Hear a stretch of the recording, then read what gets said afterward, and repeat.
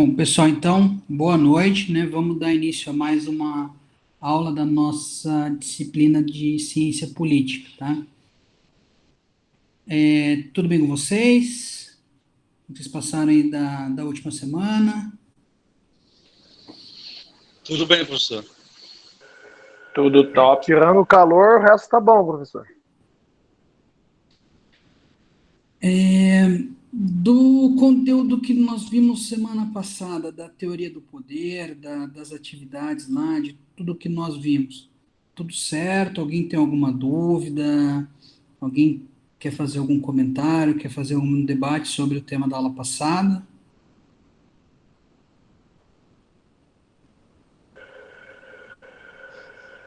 Tranquilo, estamos tranquilo.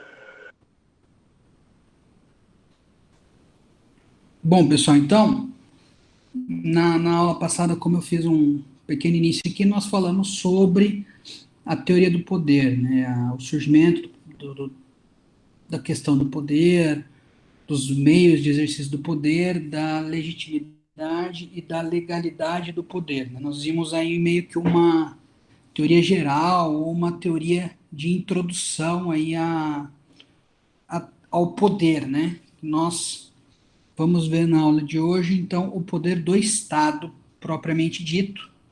Aqui, então, nós vimos lá que, né, o meio econômico, o meio ideológico pode ser utilizado pelo Estado, como pode ser utilizado por outras instituições, como a sociedade, por exemplo. Então, hoje daí nós vamos adentrar propriamente dito no poder do Estado, que daí a gente entra dentro da soberania. Eu já coloquei no.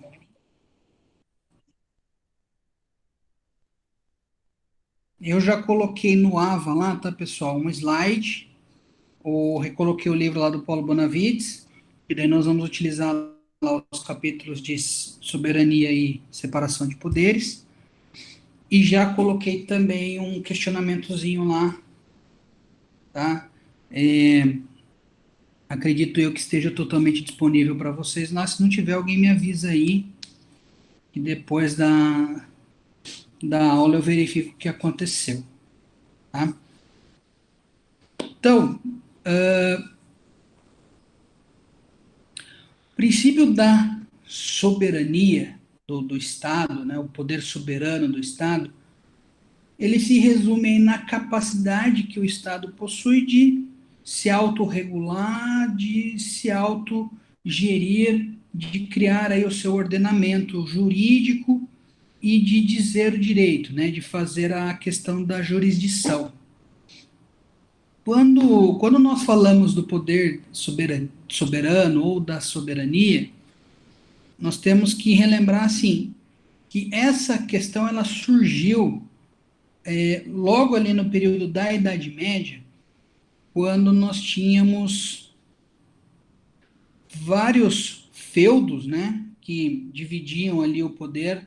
Nós tínhamos um rei, né, um soberano, mas nós tínhamos o poder dividido entre os senhores feudais, né, que detinham ali o meio econômico, até muitas das vezes também detinha o poder coercitivo ali, de contratar exércitos, né, de invadir terras vizinhas e tudo mais. E o rei, ele tinha um problema, né, de que ele acabava de uma forma tendo que se submeter ou ter que se dividir o poder dele junto com a igreja. Nós tínhamos ali o poder que a doutrina chama de poder temporal, que seria a coroa, o monarca, o rei, o imperador, e o poder espiritual, que se traduzia na figura do clero, na figura do papa. Nós temos aí, a gente pegar muitas das séries que a gente tem aí e filmes que nós temos que retratam a história dessa época, nós vamos ver a grande influência que a igreja exercia nos monarcas.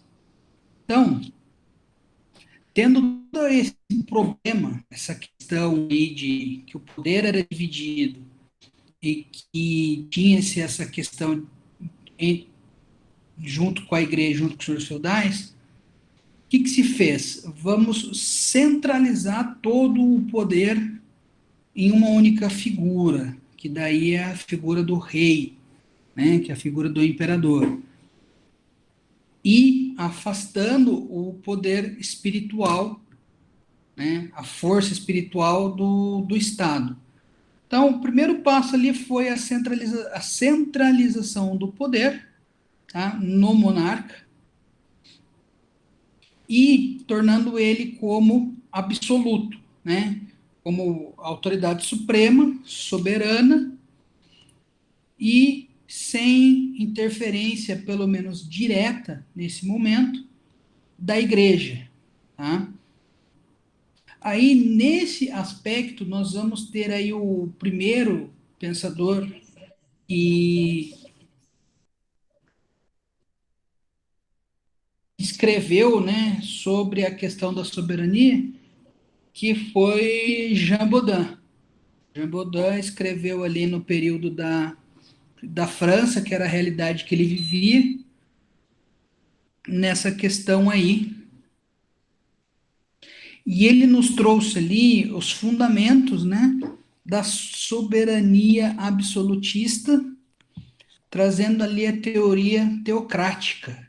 Nós vimos um pouco na aula passada que nós tínhamos a legitimação do poder vinda de Deus, né? E o fundamento dela está aqui. Ele dizia que o monarca ele tinha toda esse poder absoluto, que todo poder era para ele, porque ele era um ser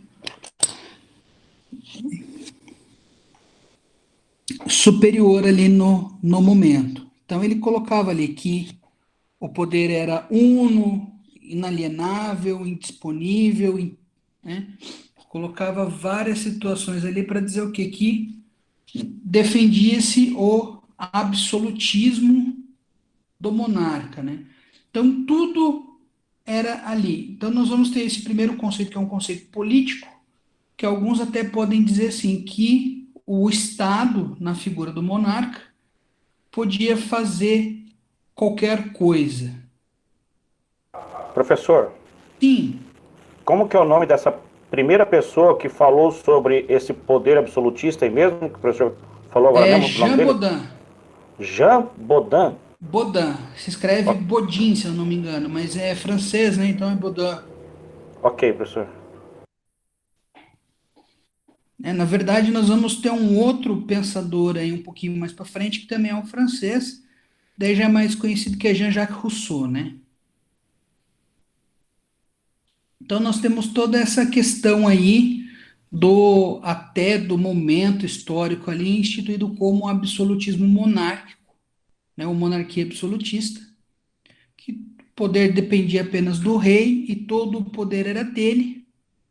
Ele podia ou não buscar conversar com alguém, mas todos deveriam se submeter a ele, né? Então todo o poder político passou a ser dele, tendo aí também o poder econômico, mas o poder econômico também podendo estar na mão aí dos senhores feudais, né? Detinham ali as suas terras e cuidavam ali dos seus servos. E nesse período também nós tínhamos a burguesia que ia surgindo, burguesia industrial, burguesia comercial aí que, querendo ou não, era o povo, tá? Alguns dizem até que nessa época e mais para frente, nós temos ali em alguns momentos, né, acho que de Luís XIV, que fala que ele é um ser divino, que ele está ao trono de Deus, onde ele está e tudo mais. Então nós temos essa aspiração aí nesse momento histórico, tá? Com o passar um pouco do tempo, nós vamos ter aí então o Rousseau, que ele já nos traz um posicionamento um pouco diferente, né? Principalmente no fundamento da legitimidade dessa soberania, que daí ele vai nos trazer o quê? Que a soberania, na verdade, ela emana do povo, seja do povo enquanto todos, né, apesar disso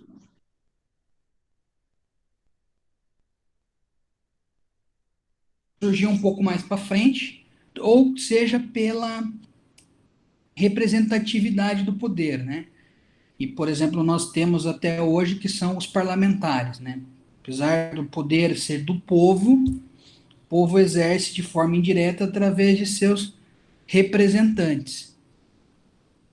Essa teoria surgiu ali, naquela época, porque o rei, às vezes, quando tinha o seu conselho, ele buscava o clero, a nobreza, e tinha o terceiro estado, que era a plebe, ou a burguesia, né? E como esse povo não era ouvido, não era respeitado, então se acabou se tendo essa questão, né, que aí estourou na Revolução Francesa, e então o Estado teve que começar a respeitar as liberdades individuais, né, o que hoje nós vamos ter aí como direitos fundamentais.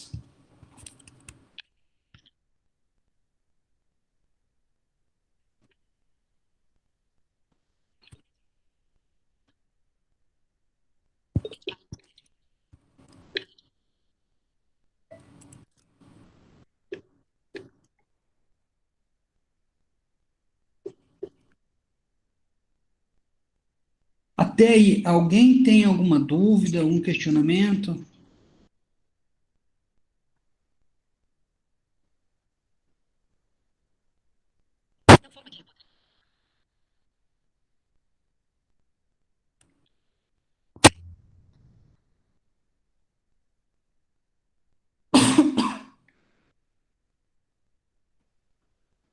Bom, dessa concepção, então, da soberania, nós podemos tirar ali, como eu mencionei, né, as funções desse poder soberano, né, desse poder máximo do Estado, né, da summa potestas, como se dizia lá, né, da potência máxima do Estado, potência superior, que então são as formas pela qual o Estado pode se autogerir e se autorregulamentar. E também, né, da forma pela qual ele acaba se representando e acaba fazendo análise do direito e de seus regulamentos.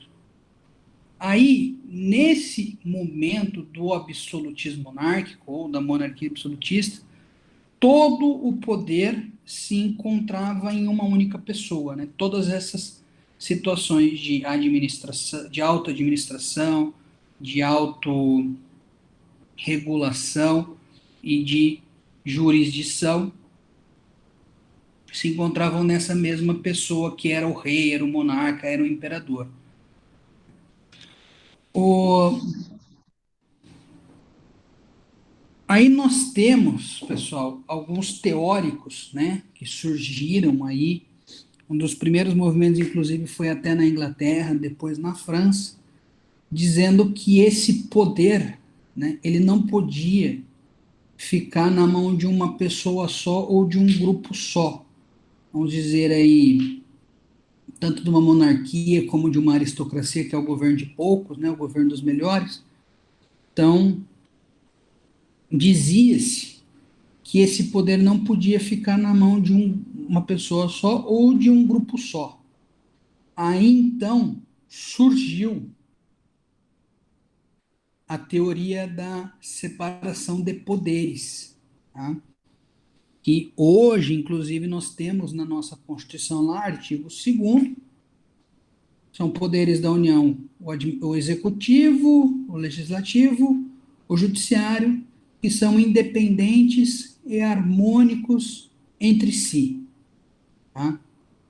Nós tivemos aí ao longo da história vários embriões dessa discussão, né, até como eu falei ali, a Inglaterra teve muito desse embrião, cortando vários poderes do monarca, passando até para o parlamento, né?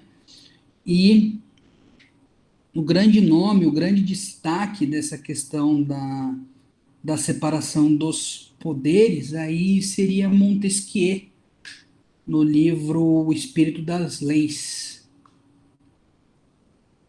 que daí ele menciona, né, que nós temos o poder judiciário, que é o.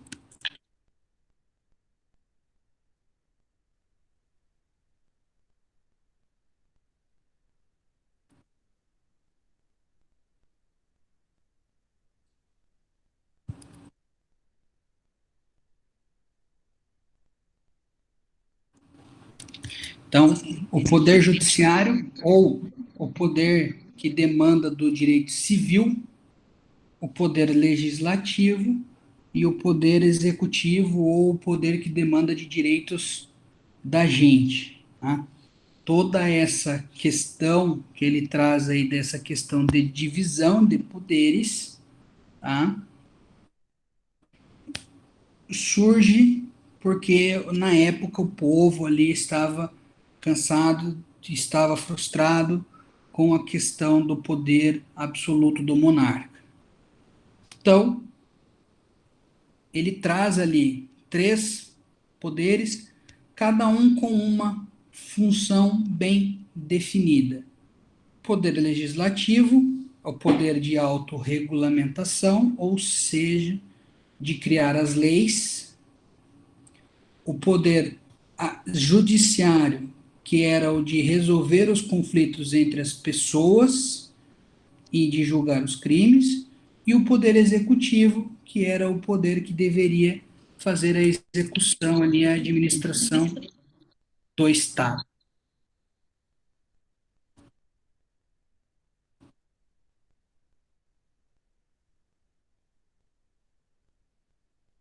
Daí o executivo também defende a questão, né, de debates entre embaixadores, discussão de guerra e essas questões que nós vemos hoje efetivamente dentro do poder executivo. Aí, nessa concepção, nessa ideologia de Montesquieu, pessoal, nós temos o que ele chamou de liberdade política. E a liberdade política, na visão de Montesquieu, era quando as pessoas não precisavam ter medo, não precisavam ter receio de abusos, né? Porque os poderes estariam harmônicos, tá?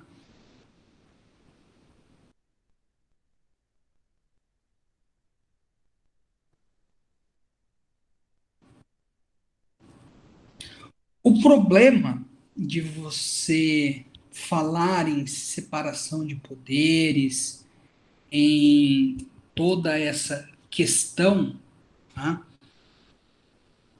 Quando eles estão separados ali nessa concepção, você tem a liberdade política. Ele traz também um problema, que é o problema de quando acaba esta liberdade política. Ou seja, quando nós temos aí acumulação, o acúmulo de poderes. O acúmulo mais absurdo nessa visão é quando os três poderes voltam para a mão de uma pessoa só.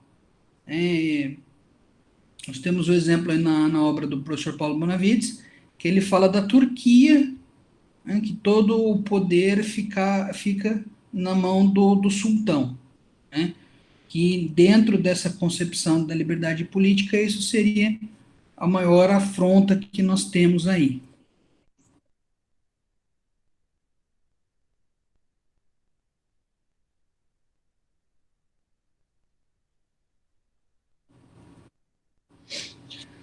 Ele traz daí para nós ali o quê? O problema de você ter o executivo e o legislativo vinculados numa mesma pessoa ou num mesmo grupo, que daí, bom, se eu executo as leis e eu as faço, eu vou fazer leis tirânicas, né? Então eu não vou ter mais a liberdade política, eu não vou ter mais o poder exercer os direitos, né, as liberdades, os direitos do homem livre, como se pregava na época.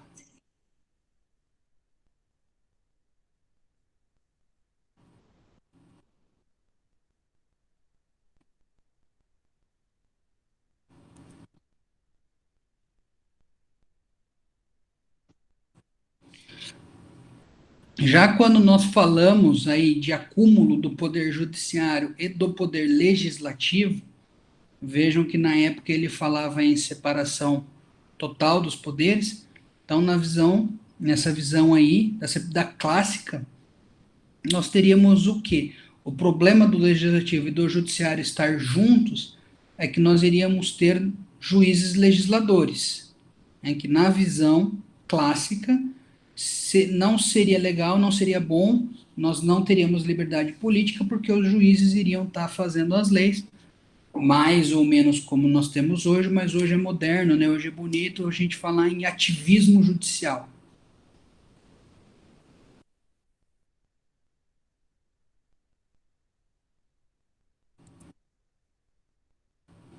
E o judiciário e o executivo na mesma pessoa ou no mesmo grupo, nós vamos ter aí então o judiciário opressor. Tá?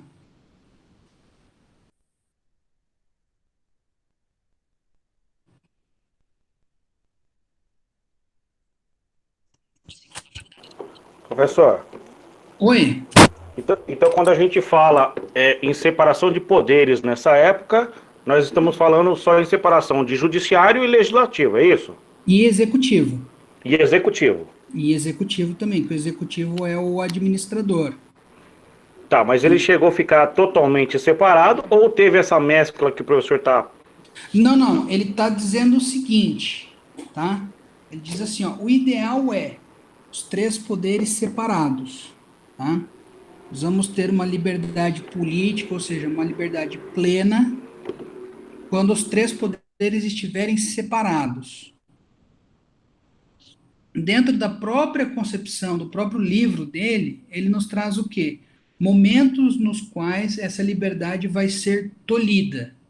Então ele vem e nos diz ali, o, o mais grosseiro, o mais prejudicial é quando os três poderes ficam na mão de um só ou de um mesmo grupo.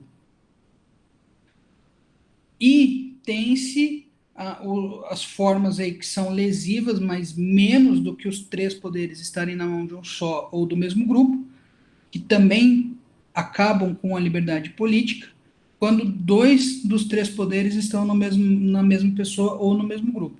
Seja o executivo e o judiciário, seja o executivo e o legislativo, ou o judiciário e o legislativo. Isso dentro da concepção clássica. Hoje nós temos um problema, né? Nessa questão, vamos trazer para os tempos atuais, que nós temos aí o problema do, vamos colocar entre aspas, tá? Que é chamado de ativismo judicial. O que é o ativismo judicial? Vocês podem me perguntar. É essa questão do poder judiciário querer se meter em tudo.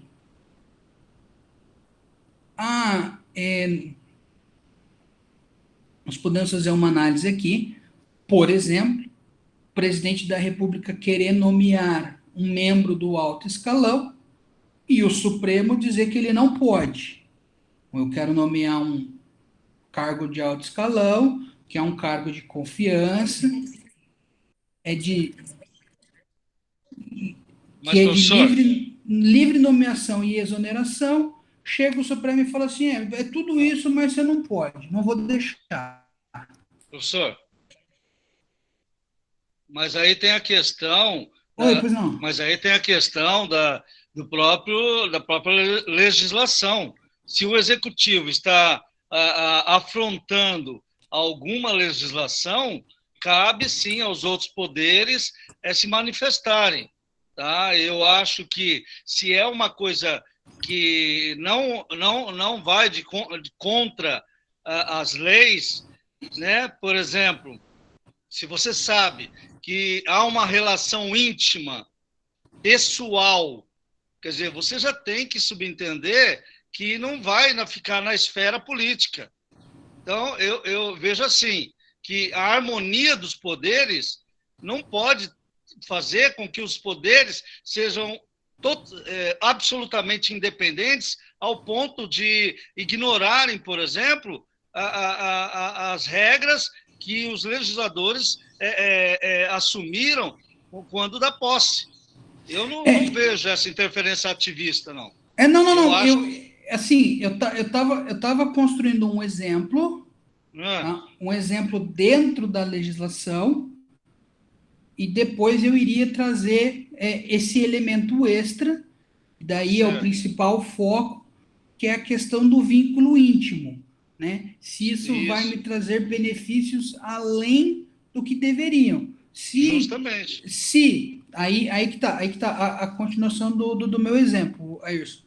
Se eu estou nomeando alguém para um cargo de confiança, totalmente dentro da lei, o judiciário vir e dizer que eu não posso, é errado, tá? Agora, nós vamos entrar nessa outra situação, que daí é o complemento do meu exemplo, que é um outro exemplo, que o próprio presidente da República, ou aquele que está no Poder Executivo, vai nomear essa pessoa de alto escalão, e se sabe, né, que se tem toda essa questão de amizade íntima e que vai se ter uma interferência não desejada aí, né?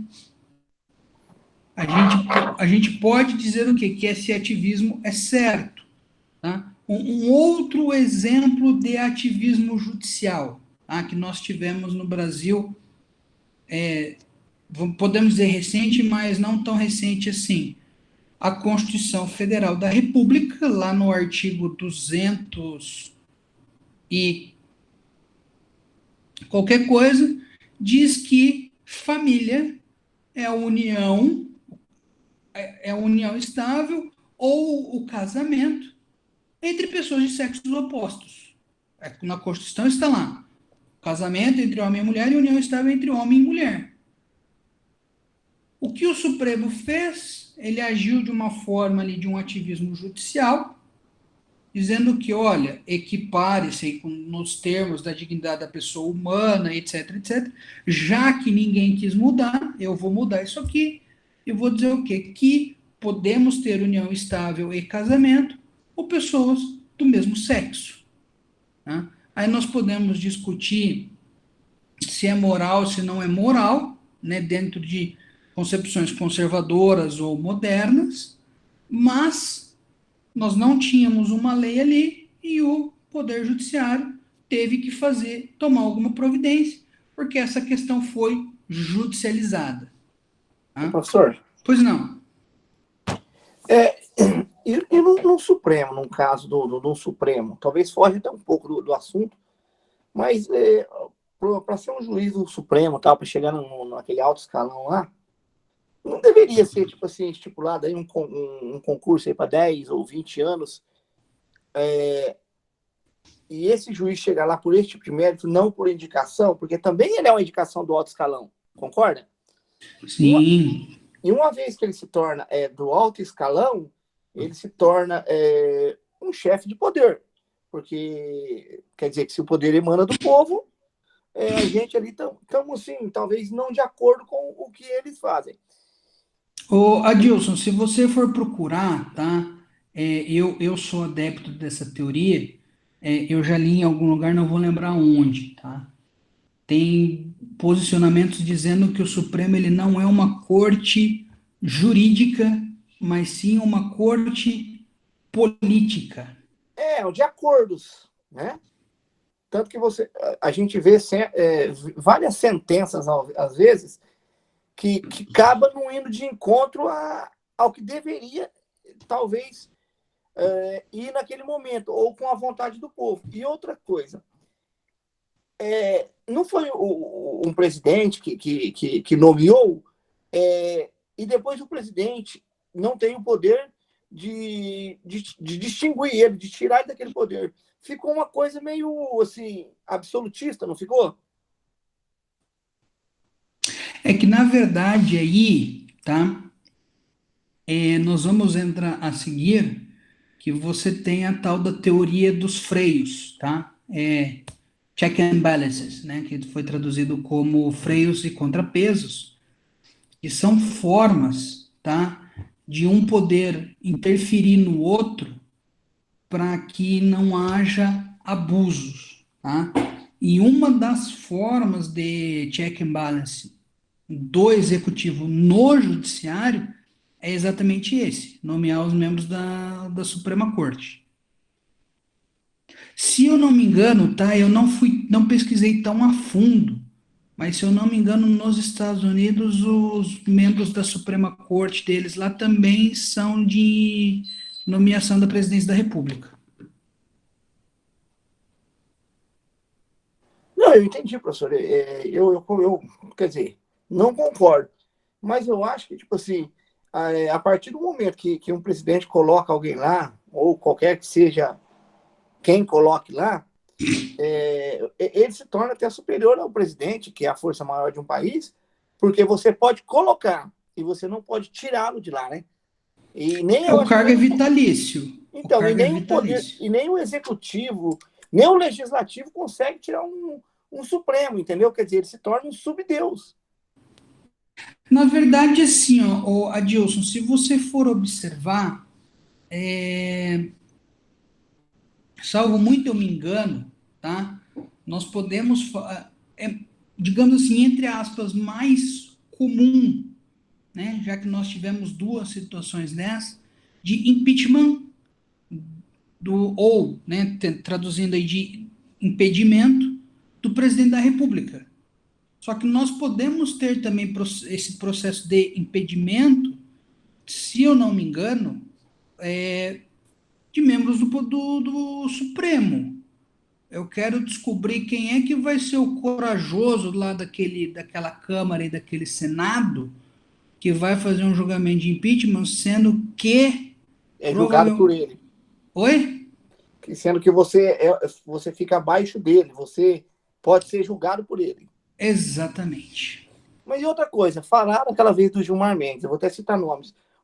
As pessoas que falaram foram como fala, é, proibidas ou sofreram sanções. Quer dizer, você fica impedido, você não pode nem falar. Se você for parar para analisar daí, tá? Daí vai ter esse problema aí, que é o chamado inquérito das fake news, né? Que foi chamado a investigação que foi feita lá pelo Supremo. Você vai ter algo aí talvez ilegal ou inconstitucional, porque é um inquérito, né? É uma investigação. E o Poder Judiciário, ele não tem poder para abrir, igual o Toffoli fez, tá? Ele tem o poder de autorizar, mas quem tem o poder de pedir ou de abrir é o Ministério Público ou a autoridade policial, tá? Então, assim, muitos falam que esse inquérito aí é ilegal, é inconstitucional, e por esse viés aí talvez até esteja certo, tá?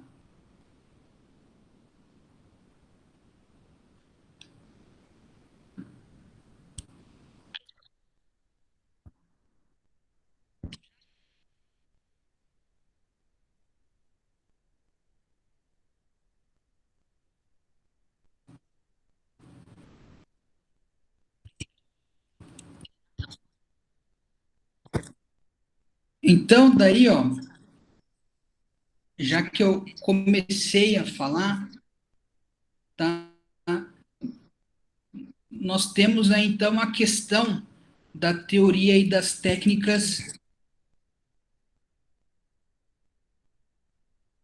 de controle ou de equilíbrio, né, ou a técnica aí utilizada em alguns países, do check and balance, foi traduzida para nós aqui como a teoria dos freios e contrapesos, né? São as formas pelas quais os poderes podem interferir dentro de um outro poder. Vejam vocês, tá? Então, nós estávamos falando do poder executivo no poder judiciário.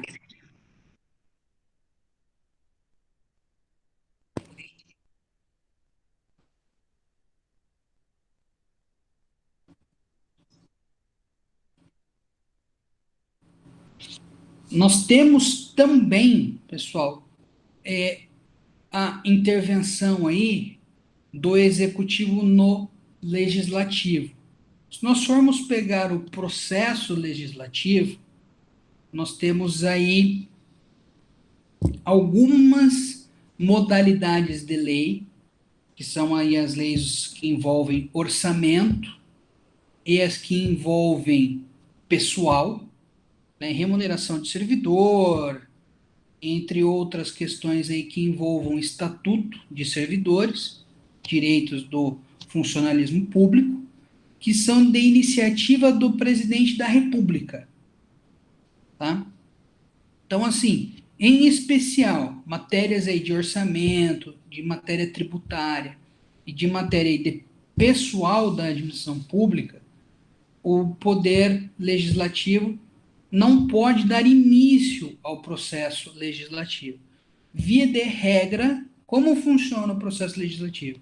Ele inicia e termina nas casas do Congresso. Vamos pegar em nível de União.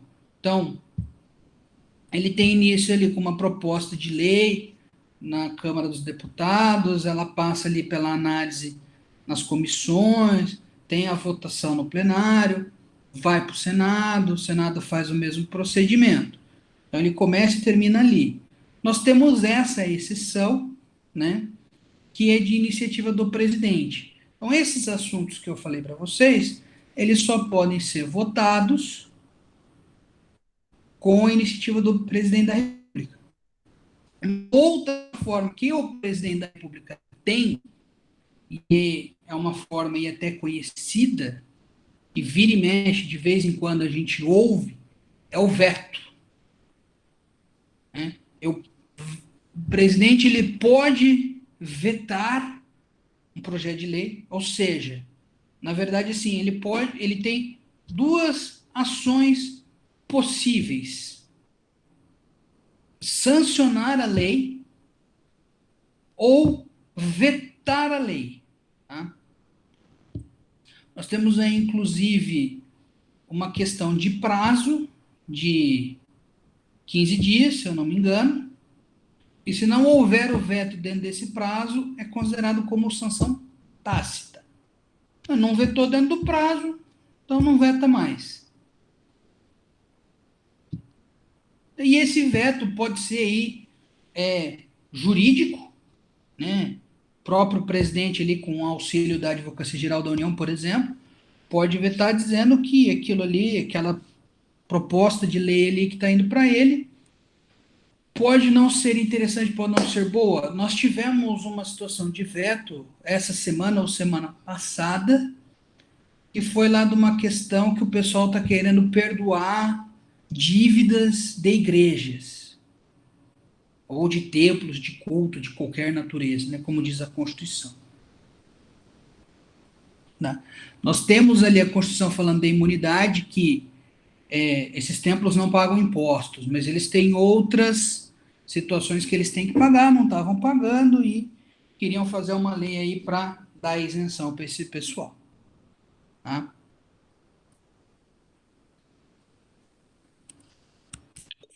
Então, professor, nesse caso em particular aí que o senhor acabou de citar, certo? Nesse caso em particular, houve uma tentativa de jogada política tanto do executivo quanto do próprio legislativo. Ninguém queria assumir a responsabilidade porque nós estamos em época de eleições novamente, e fica tratando o povo como se o povo não tivesse entendimento para ver essa jogada política tanto de um lado quanto de outro. Ninguém quis assumir a responsabilidade que é devida, porque, tudo bem, o templo é isento lá de muitos, mas como o senhor disse, tem tributos que eles têm que recolher. E agora querem isentar por quê? Eu acho que é de direito da nação ter esse compromisso e tem que ser cumprido, tanto quanto qualquer outro órgão. E aí fica esse jogo de interesses aí. Porque parte dos membros do legislativo que nós temos são da chamada Bancada, base cristã. Mas não, aí é um jogo de interesse, não pode favorecer um grupo por causa disso. Se é um dever deles recolher o tributo, tem que ser pago. Eu acho que a igreja ela já tem seus benefícios, não sou contra a igreja, pelo contrário, eu sou cristão desde os 17 anos de idade. Só que eu acho que o pessoal está usando isso como manobra política. E isso não é bom para a nação, isso aí prejudica todo o sistema, né, de harmonia que o senhor está acabando de falar, e é isso que prejudica tudo. Eu acho que as pessoas têm que ter coerência e não ficar fazendo jogo político com coisas sérias. Olha, eu não sei se vocês concordam com a minha opinião, eu sou evangélica também, eu nasci no berço cristão, mas eu, Adriana, não concordo muito de ter no plenário uma bancada evangélica. Eu acho que acaba distorcendo muitas coisas, e na hora de umas votações sobre aborto, por exemplo, a gente sabe que é bíblico, o aborto é contra dentro da Bíblia. A bancada evangélica ela vai contra o aborto, mas um monte de coisas que fica engessado dentro do plenário, por causa da bancada evangélica. Eu, particularmente, Adriana, sou evangélica, mas eu não concordo, porque engessa tudo. E é igual você está falando e concordo com você. Acaba que eles tá puxando a sardinha pro prato deles, e isso daí não é certo. Fica uma mancha, acaba que a população, todo mundo tá vendo isso, todo mundo tá sentindo isso. E aí, as pessoas que não são evangélicas, de outra denominação, já vão falar assim, olha, e aí, então, só porque eles são evangélicos, agora eles ficam isentos, então? Então, se for assim, eu concordo. Mas, gente, é uma construção, isso está construído dentro da nossa lei, tudo é baseado nas leis e em relação à igreja e à Bíblia. Tipo assim, não vamos falar do aborto porque está na Bíblia que não sei o que lá. Com certeza é errado. É isso que a gente discutiu com a professora numa aula passada, sobre o país ser laico. Aonde que ele é laico? Que país que é laico que tem bancada evangélica? Sabe, não tem sentido, porque vai haver, sim, jogo de interesse. Vamos tratar de algum assunto voltado ao homossexualismo, tá? Vamos voltar em algum assunto, como o professor citou, o casamento, por exemplo, de homoafetivos. A bancada evangélica, com certeza, vai ser contra, por isso que eu sou contra ter bancada evangélica dentro do plenário, por causa disso. Porque eles vão votar a sardinha sempre puxando para o lado deles, entendeu? Com certeza, com certeza. Lado família. E é igual o professor falou, entendeu? A maioria da bancada evangélica está no lado do legislativo. Então, eles vão ter um poder muito grande em tomar para eles o controle daquilo. Então, tipo assim, 3 poderes que era para ser distintos, mas harmônicos entre si, acaba que um sobressaindo perante o outro. Assim, vocês mencionaram um detalhe, Adriana e Pamela, né? Isso, professor. Vocês levantaram um detalhe aí muito interessante da discussão que vocês tiveram numa outra aula, da questão do Estado laico, tá? O Estado laico, né, vamos colocar aí, como está na Constituição, seria um Estado de liberdade religiosa, né? Certo. Você pode ter culto de qualquer natureza. Ou o Estado laico, ele não teria uma religião própria, como, por exemplo, o Reino Unido ou a Inglaterra, que eles têm a religião deles e não pode ter mais nenhuma. Tá? Aí eu pergunto para vocês, tá? A Constituição é feita de 3 partes: preâmbulo, o texto constitucional e o ADCT, que são os atos e disposições constitucionais transitórias. o preâmbulo da Constituição, ou seja, o começo da Constituição ali, que é a apresentação, como se fosse uma mensagem da Constituição, ela diz: nós, representantes do povo, reunidos em nome de Deus. Tá? Cadê a laicosidade desse negócio? Tá? Eu não estou criticando estar Deus ali, tá? Eu estou querendo dizer o seguinte: você vem me dizer que não tem uma religião oficial. Tem, porque senão estaria ali em nome de Deus, vírgula, Alá, vírgula, Buda, vírgula. Não, só tem Deus. Tá? Então, assim, Professor, será que é porque não, quando foi escrito essa 1988. Mesmo assim, tipo assim, não faz sentido, igual o professor tá falando. Logo no preâmbulo tem isso, Deus. Tipo assim, ninguém não, é obrigado Adriana, a Constituição, isso que eu tô te falando, é da até então chamada Constituição Cidadã, que é a É de Constituição 1988. Isso, ele tá explicando, tipo, já vem em cima, sabe? De um país que foi construído em cima de um Deus, vamos colocar assim. É uma grande hipocrisia, entende? Não tem que existir um Deus, não tem que existir nada, porque não existe religião principal. Minha cabeça é muito aberta, embora eu confesso que sou evangélica de berço. Só que assim, como o professor disse, eu também, nessa parte, eu não tinha me atentado. Eu já estudei uma parte de faculdade de Direito, mas não me lembro dessa parte. Mas, assim, teria que ser revisto isso, porque hoje nós temos N religiões e denominações, enfim. Tem quem... 90% crê em Deus, e qualquer religião hoje crê em Deus, 90%. Mas nós temos os 10% que a gente tem que respeitar. Eu acredito que o Brasil já foi 90%, Dri, já foi há muito tempo atrás. Hoje em dia, eu acredito que existe muitas outras religiões, como a Candomblé, de matriz africana, entre outras pessoas que estão vindo de fora para cá, entendeu? Nós temos o próprio budismo que tem crescido. Exato. Aqui em Maringá mesmo, né, professor, tem um... templo budista. Tem um budista. Já muda você vai pegar ali a região de Foz do Iguaçu ali, é até uma situação, assim, interessante de se analisar. Aqui em Maringá eu não sei se tem, eu desconheço. Mas em Foz do Iguaçu Islamismo. É grande a comunidade islâmica. Aqui tem também um templo, eu não sei como é que se refere. Hoje conta com assíduos 12 membros. Assíduos, só que são membros assim, já está tudo sendo dado baixo, que é de 80, 85 anos, entendeu? Até porque eu tenho um amigo meu que diariamente está comigo, que a gente está fazendo um projeto junto, então a gente está o dia inteiro junto.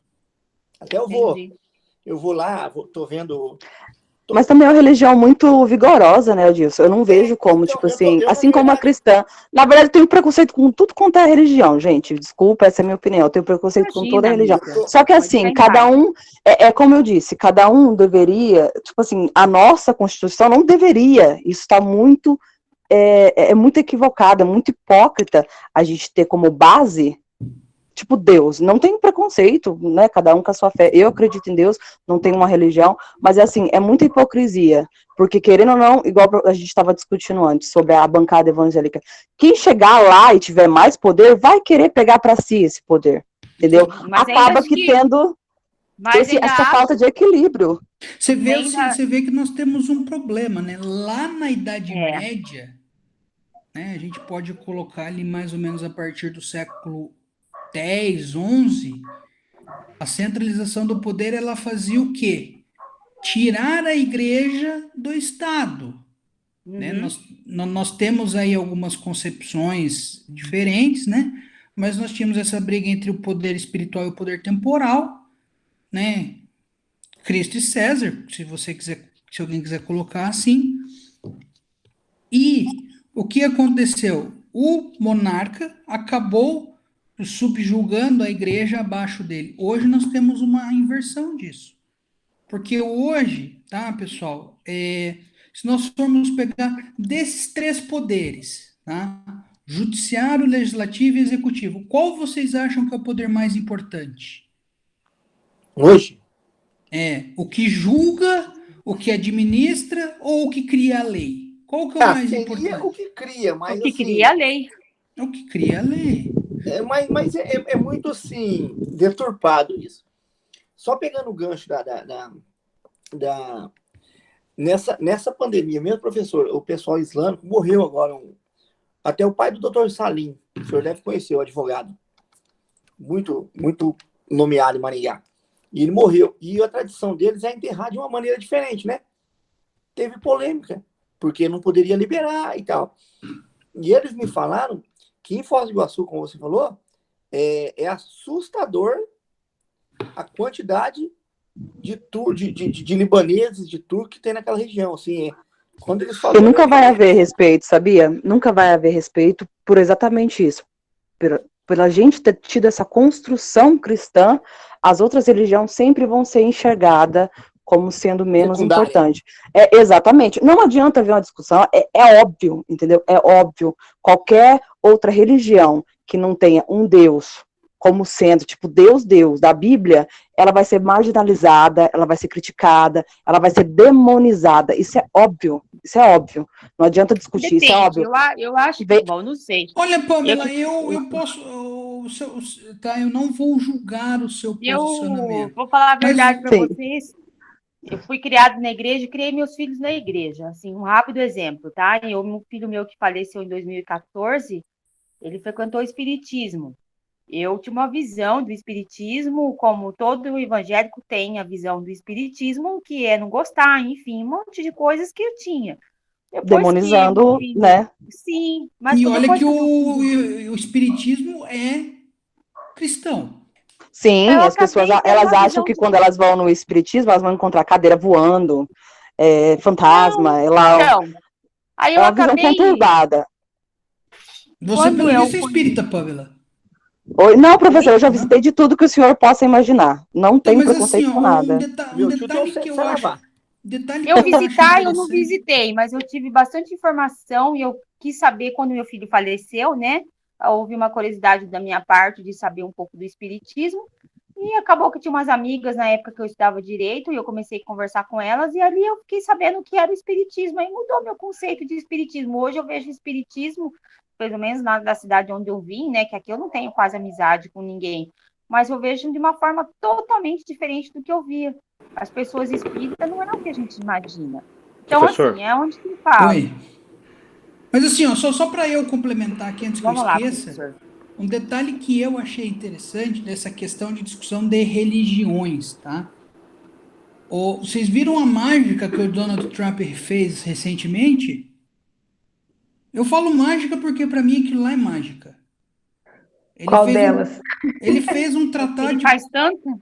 ele fez um tratado de paz Assinatura lá, né, do tratado. entre Israel, Bahrein e Emirados Árabes Unidos. Eu Isso. vi isso. E ele estava numa alegria, né? Meu, mas imagina hebreus e árabes fazendo um tratado de paz. Só não pode deixar o nosso presidente lá, senão dá guerra de novo. Ele vai estragar tudo. Por mim, eu jogava nosso presidente lá no meio da guerra, fi. Blow.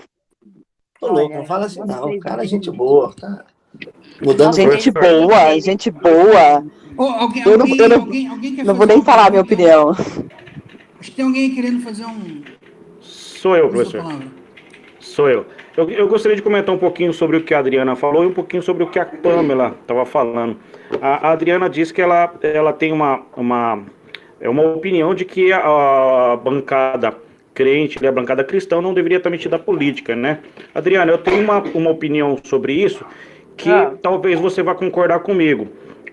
Pode falar. No governo anterior nosso, se não tivesse ninguém segurando lá, pelo menos um pouquinho, e nesse governo aqui não tivesse segurando um pouco também, hoje provavelmente o seu pastor da sua igreja seria obrigado por lei a celebrar casamentos gays, entendeu? Aí é por isso que eu acredito que sim, tem que ter alguém lá meio impedindo, não de forma tão agressiva, mas impedindo pelo menos um pouco para não acontecer dos principais princípios da igreja não ser rompido. Tipo assim, Mas aí que o tá, pastor tem que... Não, é aí que Olha, tá. O preconceito. Gente, olha que. Não, Calma, gente, calma. Vou respirar. Fala, professor. Vamos só no equívoco. Eu entendi, Pamela, eu entendi. É que o Érico não te conhece. Vamos só no equívoco. Hoje, Vou perdoar ele, Adilson. Tá? Independente da bancada. Hoje, independente da bancada evangélica estar no legislativo ou não, hoje, por lei, o pastor é obrigado a fazer um casamento homoafetivo. Por quê? Porque o Supremo disse que a Constituição prevê o casamento entre pessoas do mesmo sexo. Tá, mas o casamento na igreja, professor? Vai levar uma judicialização. Oi? Você sabe que é bíblico? É bíblico que cristão não pode participar de política? Eu não sei onde está escrito na Bíblia. Mas Não, isso aí não existe, não. Eu li na Agora, Bíblia. só para acabar de tacar fogo no parquinho, eu queria comentar só uma coisa sobre a Pamela. Só uma palavra só, Pamela. Você não tem preconceitos. Na minha visão, você tem conceitos, tá? Você estudou sobre cada coisa e você tem a sua opinião própria. Então, não é preconceitos, tá? Você tem conceitos. Você entende do que você está falando. Com certeza.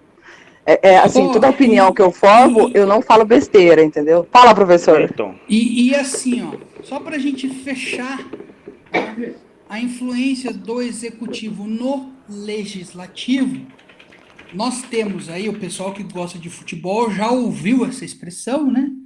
Que hoje está em moda, principalmente para o futebol, que é a tal da medida provisória. Está em voga aí porque hoje tem a MP do mandante. Chama o VAR, é o VAR. Não, a MP do mandante, que é a medida provisória aí do Bolsonaro, que quem negocia a transmissão de direitos de imagem do jogo é o mandante. Se o mandante tiver contrato, ele tem que cumprir o contrato. Se ele não tiver, ele pode fazer da forma que ele quiser. Né? Isso é uma medida provisória. Ela envolve ali, tem os seus critérios, tá? Mas é uma outra forma aí do executivo fazer aí partes do legislativo. E também nós temos algumas partes aí de decretos. Vejam vocês, por exemplo, no período da pandemia, o município não precisou fazer uma lei para que o prefeito viesse e dissesse que tudo tinha que fechar. Então, assim, alguém pode dizer, é usurpação de competência. Não, é essa questão dos freios e contrapesos, tá? Se você pegar uma doutrina também do direito constitucional nossa aqui, você vai achar ali os doutrinadores falando de função típica e função atípica. Tá? Função típica do executivo é administrar. Função atípica do executivo é fazer essas situações que nós estamos falando.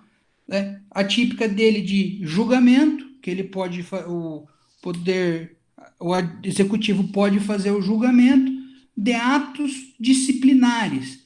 O servidor público, ou o civil ou o militar, ele fez alguma coisa em desacordo, estou dizendo mais ou menos para vocês o que diz a legislação, ele vai sofrer um processo disciplinar. Esse processo disciplinar corre onde? Dentro da administração pública. Tá? Então, nós temos aí também um procedimento de julgamento dentro da administração pública. Alguém queria falar alguma coisa? Eu só emendei aqui, porque senão eu ia esquecer. Perde o raciocínio, não, professor? Mas não, tá tudo ok, professor. Tudo ok. Ô, professor, eu acho que se abrir, vai dar pano para manga, ela vai ficar até o Jaime queria fazer um comentário sobre o islamismo e o judaísmo. Aí. Diga aí, Jaime.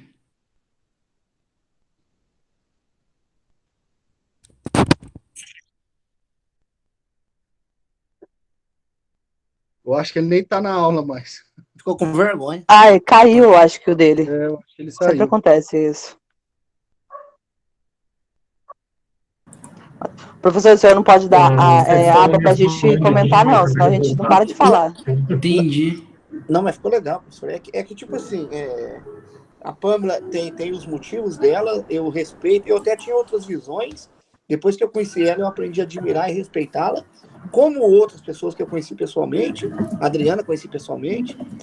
Então, a gente acaba entendendo um pouco mais do lado das outras pessoas, e como a Adriana falou, ela tinha uma visão deturpada ou diferente do espiritismo, e hoje ela vê diferente. Eu tinha um centro daqueles que matava galinha e matava bode preto, mas eu respeitava como meu tio. Então, a vida particular dele, eu aprendi a respeitá-lo, entendeu?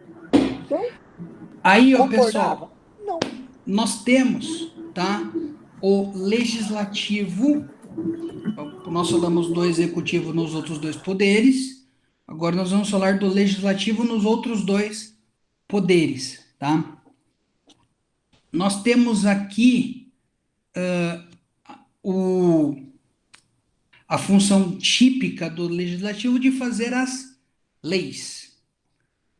Porém, nós temos aí, como eu já mencionei um pouquinho agora há pouco, nós temos a função aí de julgamento do legislativo quando nós falamos dos julgamentos políticos, tá?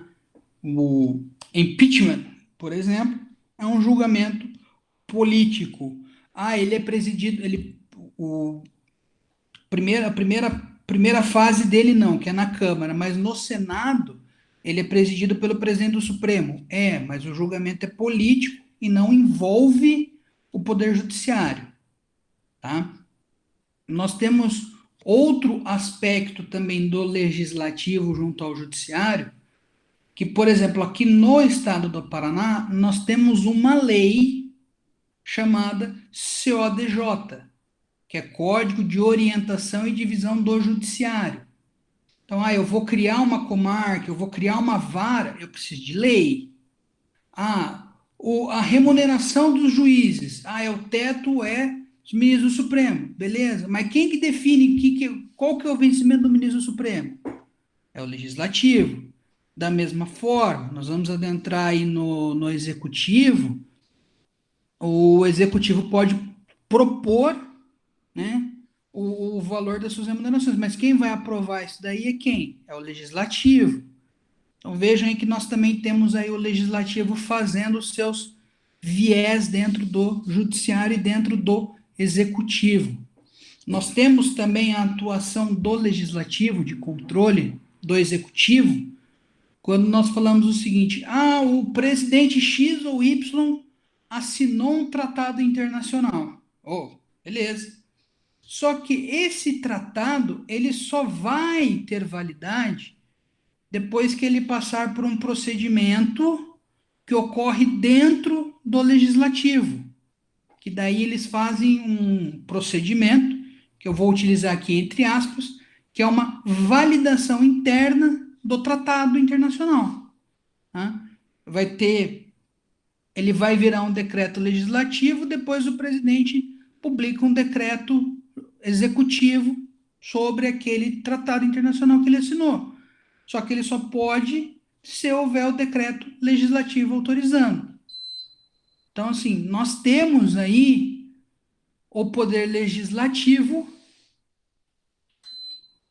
diretamente vinculando e controlando o executivo, nessa questão, por exemplo, para que ele não faça um tratado internacional aí, sei lá, possa causar danos, né?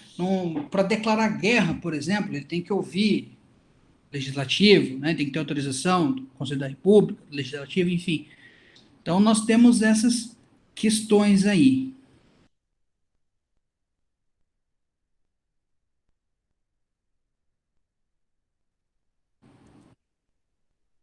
Ok, professor. Certo. Oi, perdão, Irson. Tudo certo. Tranquilo até agora. Não, eu só tô confirmando aqui as minhas anotações aqui.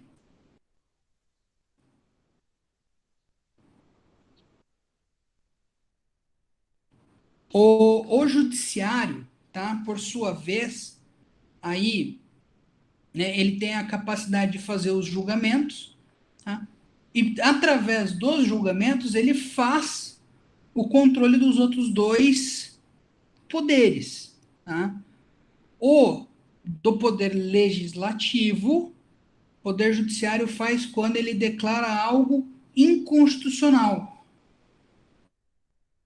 E do administrativo quando ele declara algo ilegal. Tá?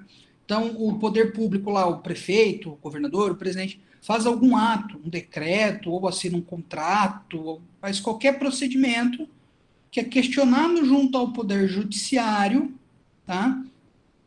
O poder judiciário entendendo que aquela situação viola a lei, viola o princípio da legalidade, ele pode declarar ilegal aquele ato e anular ou revogar aquele ato. E do poder legislativo, nós vamos pegar aí essa questão da inconstitucionalidade.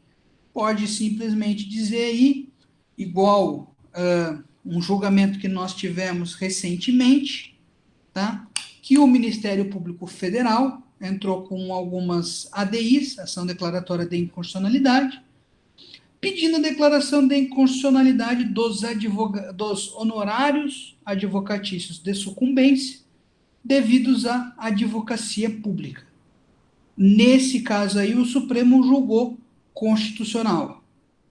Mas ele podia, de outro lado, ter julgado inconstitucional. Quando ele faz esse controle de constitucionalidade, então ele está fazendo um controle do legislativo.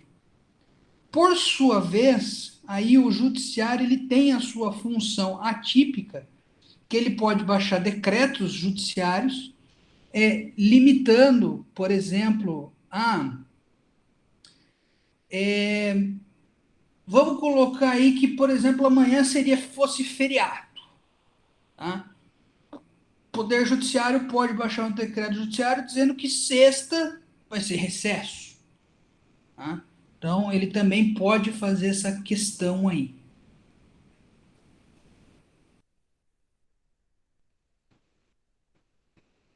E daí, pessoal, assim, essa é a concepção clássica, tá? Eu já fiz uma mistureba aí do clássico e do mais contemporâneo, tá? E nós temos, tá? Alguns dizendo que nós temos aí um chamado quarto poder. Alguns vão dizer que a imprensa é um quarto poder. A OAB é um quarto poder. Não sei o que é um quarto poder. Ministério Público é um quarto poder. Apesar de mais ou menos ser, né? Porque não faz parte nenhum dos outros três e talvez é o mais chato de todos aí é o Ministério Público. Chato até para identificar e entender certinho as suas atribuições, que ele pode ou não fazer. Tá? No Brasil, tá, nós tivemos um período aí que o cidadão disse que nós poderíamos ter um quarto poder, que seria o poder moderador, né? Ele era um poder que existiu na nossa Constituição do Império de 1824 a 1891. Foi a primeira Constituição que o Brasil teve. Dizia lá, então, que o imperador tinha o poder moderador. O poder moderador seria, em tese, aquele que iria ser o controlador da harmonia entre os outros três poderes. A parte da doutrina fala que seria o judiciário do judiciário. Né? O que, às vezes, alguns podem dizer que é o que nós precisamos hoje, né? Nessa discussão que nós estávamos aí, tá, o judiciário julga, beleza. E quem julga o judiciário? Ninguém. Então, nós podemos aí o impeachment do ministro do Supremo, tá? Quem que vai ter coragem de abrir um processo desse e de julgar um processo desse? Mas aí nós temos o CNJ, que ele faz lá um julgamento de conduta e não sei o quê, e o juiz pode sofrer uma sanção. Pode. A pior sanção que um juiz pode sofrer por atos é a aposentadoria compulsória com proventos. Alguém de vocês aí já sonhou em perder o emprego e ganhar uma aposentadoria compulsória com proventos? Rapaz, primeiro dia que eu virasse juiz, eu ia fazer merda. No primeiro dia, eu já ia fazer cagada só para ser aposentado. Não. Você tem que ter pelo menos 2 anos, né? Que aí o cargo Não, eu tem que ser esperava tornado vitalício. 2 anos e um dia, eu já fazia merda no 2 anos e um dia, só pra mim. Olha esse Adilson. O Ayrson tá se matando de rir lá, ó. Olha, imagina, gente, olha o castigo. Meu É Deus. só Adilson mesmo, não tem Ué, jeito. mas, cara, você imagina. E assim, Quem de gente, vocês não tem uma esse quarto aposentadoria dessa? poder, tá? Ele Tem que ser o existiu Adilson. de O forma oficial. Adilson.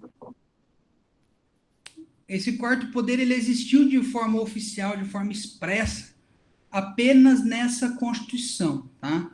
Porém, até a Constituição ali de 64, tá? Nós tivemos momentos que nós tivemos um quarto poder que foram as Forças Armadas para trazer ordem e paz, tá? É o que dizem os estudiosos aí. Uma vez eu ouvi um vídeo, pronunciamento aí de um jurista recente, esse ano, dizendo que a nossa Constituição ainda prevê que as Forças Armadas podem fazer esse controle aí da paz ou restaurar a harmonia entre os poderes, tá? Eu acho muito complexo, muito preocupante você dar um poder desse para os militares, apesar que hoje, se você for ver, os próprios militares não querem todo esse poder, tá? E nós temos aí também um movimento, né, que todo mundo gosta, que é o movimento de volta da família real ao poder, né? Não sei se vocês já ouviram falar, mas nós temos um movimento no Brasil, que é um movimento de volta da família real, aí que nós temos os herdeiros aí da família Orleans e Bragança. Ô, professor, Sim. aquele juiz lá, que teve aqueles problemas lá, aquele Nicolau lá, sabe, o Lalau lá? Lembra que ele foi preso e tal? Num caso daquele, que ele foi preso e tal, que talvez ele foi aposentado, ele mesmo assim, ele gozava dessa aposentadoria compulsória mesmo, ou não? Ou existe... eu ainda nunca ouvi falar das pessoas parar de receber, ou mesmo que foi preso. Desconheço, Adilson. Desconheço. Então, o senhor acha também que ele mesmo preso e tal, ele gozava desse benefício? Sim, assim, de bate pronto, sem pesquisar, eu diria para você que sim. Então, você imagina? Como que a gente vai falar em leis, em alguma coisa, com referências assim? Complicado, não? Aí nós temos um problema bem bacana. Ó. Nós temos o seguinte: nós temos que. Política econômica de Paulo Guedes. Temos que diminuir os gastos da máquina pública. Vamos diminuir os gastos da máquina pública. Vamos mandar uma PEC. PEC sim. PEC Por que não diminui?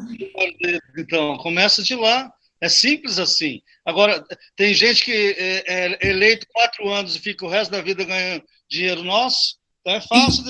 Então, é nesse ponto que eu ia chegar. PEC da reforma administrativa. Proposta de emenda constitucional. Sensacional. Reforma administrativa só no executivo. MP, judiciário e legislativo e militares estão fora da reforma administrativa. Professor, não tem cenário. É só se for em sonho. Não tem cenário para passar. Mas para tacar fogo nesse governo inteiro e deixar o pau quebrar, porque olha, tá de mal a pior. Mas nesse governo, qualquer outro governo... Qualquer outro, né, professor, na verdade. Qualquer um que entrar vai fazer cagada. Ninguém tem coragem hoje, tá? Nós temos um problema no Brasil que hoje nós dependemos aí da administração por coalizão, tá? Alguns chamam isso de PMDBismo, que o PMDB que é mestre em fazer essas coisas, de fazer as alianças. Sem o legislativo eu não funciono. E se eu incomodar o judiciário me... Então, não vou mexer com eles. Os militares são meus amigos, né? Eu fui militar e tal, então vou mexer com eles também. Professor, deixa eu perguntar, na reforma da Previdência, não teve algo meio que parecido? Parece que eles iam mexer meio que no executivo e eles não... E parece que não ia acontecer. Aí parece que teve que tirar no meio do caminho, alguma coisa assim. Você pode explicar para nós? Não, teve ali se eu não me engano, na reforma da Previdência lá também, só foi mexido nas regras de aposentadoria de INSS e de servidores públicos civis, né? Esses pessoal aí vão colocar entre aspas, privilegiados, né, legislativo, alto escalão daí, né, deputado, senador, etc., juízes e tudo, e militares, esse povo aí não entrou na reforma, ou se entrou na previdenciária, entrou muito pouco, tá? Ó, você quer resolver o problema da previdência no Brasil? É fácil. É só você. Nós temos casos aí do cara que ficou um dia como governador do estado do Paraná e recebe aposentadoria por ter sido governador do estado do Paraná. É fácil resolver o problema da previdência. Corta-se essas regalias. Ah, o cara foi deputado. Ó, tá? Sem ideologia política. O nosso ex-presidente da República, Luiz Inácio Lula da Silva, ele tem uma aposentadoria de INSS por ter sido CLT e ter perdido um dedo, então ele é aposentado por invalidez. Ele tem aí uma aposentadoria por ter sido presidente da República, uma, se eu não me engano, por ter sido deputado federal e uma por ter sido perseguido por asilo político. Então, assim, ele tem tudo isso por quê? Porque a lei prevê. Ele precisa de tudo isso? Não. Mas eu exerço por quê? Porque é direito meu. Fala para ele que ele não precisa disso. Ele precisa, óbvio que ele precisa. É um absurdo, professor. Tem coisas que, se a gente for pegar a risco e levar, é tanto direito para um e nada de direito para outros. É muito complexo esse país. Esse é o grande problema, tá, pessoal, do poder do Estado, tá? Se eu não me engano, Montesquieu já falava, tá? Dê poder ao homem e você vai ver quem ele é. Que ele, né, muitos dizem aí que o poder corrompe, tá? Ou a pessoa que está no poder, ela quer aquele poder cada vez mais, então ela se corrompe. É mais ou menos assim. Quem conhecer essa mulher, larga dela. Eu já vi outras pessoas falando de um outro prisma que eu também achei muito interessante, que diz que o poder revela. O poder revela a verdadeira índole da pessoa. Concordo. Então, o grande problema do poder, tá? Do poder do Estado, que nós temos no Brasil hoje, é essa separação de poderes, que não é tão separado assim, não é tão harmônico, nem tão independente assim. E também nós temos aí, infelizmente, tá? Vamos dizer da realidade brasileira, mas não duvido que seja diferente. Aliás, não duvido que em qualquer outro lugar do mundo seja igual, mas nós temos o problema que todo mundo quer puxar farinha pro seu saco, né? Então eu vou defender, igual a lá, a bancada evangélica que vocês falaram, eu vou defender os meus interesses. A bancada, sei lá, da bala, que alguns chamam lá, eu quero liberar arma de fogo para todo mundo. Ah, vamos pegar a bancada no X, bancada Y, bancada Z. Cada um quer os seus interesses ali. E muitas das vezes, o interesse da população fica de lado.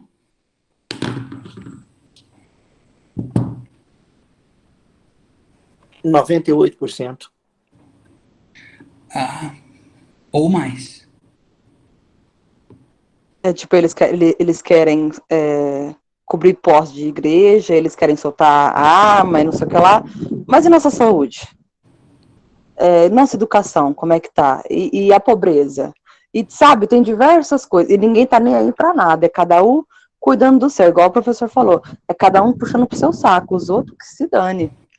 Basicamente isso. Porque, querendo ou não, eles acabam tendo esse poder. Então, eles vão fazer aquilo que tá ali pra eles. E acabou. E aí nós temos um problema, tá? Problema que aí é nosso, enquanto brasileiro, que nós somos acomodados, tá? Muito, hein, professor? E muito, hein? Eu não falo do resto do mundo que eu não sei, tá, gente? Não, mas e muito, eu quero dizer, é muito acomodados o brasileiro. O brasileiro deveria se organizar melhor. Hoje, Hoje, muitas pessoas, por exemplo, que têm um problema aí básico de direito do consumidor. Ah, eu não vou no PROCON, não vou na justiça, porque isso aí vai dar trabalho. Roubo, Então, professor. assim, O roubo, às vezes, é assaltado. O cara só entrou na minha casa e tal. Eles não vão na delegacia. Até dizem que é para fazer uma ronda mais ostensiva, onde tem mais índice de roubo, de assalto, né? E as pessoas não vão. Mas não vão muito longe, não. Conforme o senhor falou aí, que nós somos muito passivos, na verdade, e eu concordo com a Ayrson.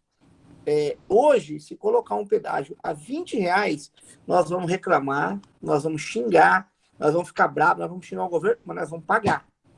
Nós vamos pagar. se eu não me engano, já tem um pedágio a R$20, tá? Tá, eu já paguei. Pedágio a R$24. Já tá alguém aí que saiba pode me corrigir, mas se eu não me engano, o já tá pedágio de Curitiba pro litoral é R$20. Já tá Professor, esse de Campo Mourão aqui é 16 e pouquinho, R$17. Já tá izinho para Cornélio Procópio, ele é 24. 20, já foi 25,60. Agora baixou para 24. Eu uso muito ele ali. Agora eu aprendi o desvio, né? Eu acredito que essa questão do pedágio do Paraná possa vir a mudar, tá? Porque tá aí, se eu não me engano, para acabar a concessão. Porque assim, nós temos duas concessões, tá? Nós temos uma concessão do governo federal que permite o governo estadual cuidar das rodovias federais, que são as BRs, e nós temos as concessões do estado do Paraná para as pedagiadoras. E se eu não me engano, essa concessão do governo federal acaba ano que vem.